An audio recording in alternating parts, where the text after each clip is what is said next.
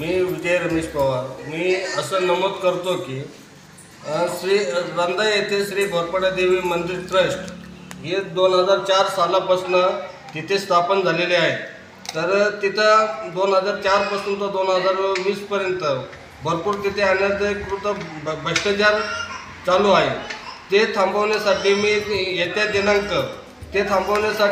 मी Sangamner DYSP साहेबांना आणि अकोले तहसील कार्यालय येथे आमरण उपोषणाचा इशारा सुद्धा दिलेला होता।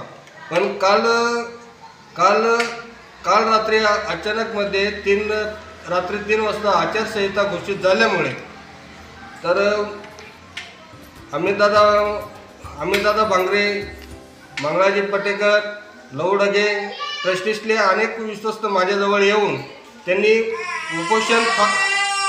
उपोषण थांबवा अशी माझ्याजवळ विनंती त्यांनी केली।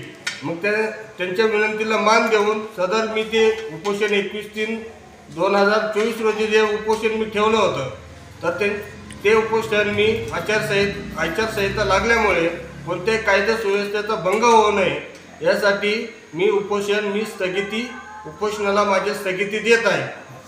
तेवढंच बोलला। मी असं नमूद करतो की घोरपडा देवी ट्रस्ट रणखुर्द या संस्थेच्या चाललेल्या गरथान कारभाराची चौकशी करण्यासाठी आपल्या भागातील RBIचे अध्यक्ष विजय रमेश पवार हे 21/3/2024 रोजी उपोषणाला बसणार होते।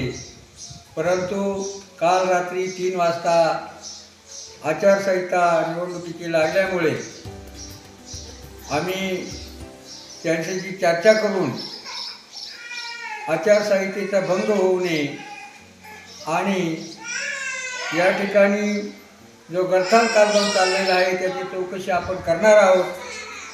आपण कोर्टातही जाणार आहोत, परंतु कायदा व सुव्यवस्था बिघडू नये यासाठी आम्ही दादा यांच्याशी चर्चा करून आज जे आपण उपोषणाला बसणार होतो ते माघार घेण्यासाठी आम्ही त्यांना विनंती केली आणि त्यांनी आमच्या विनंतीला मान देऊन ते उपोषण करण्यापासून आम्ही दादांनी त्यांना थांबवलेलं आहे।